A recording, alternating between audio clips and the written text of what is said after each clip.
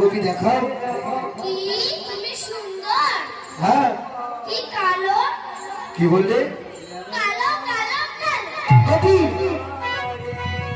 সবাই আমায় কালো বলে, তুমি আমায় কালো বলছো?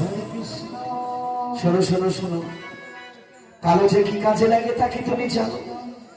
কালো কালো বলো না গো গলাছি, ওই বিধাতাই করেছে কালো, আমি করবো কি?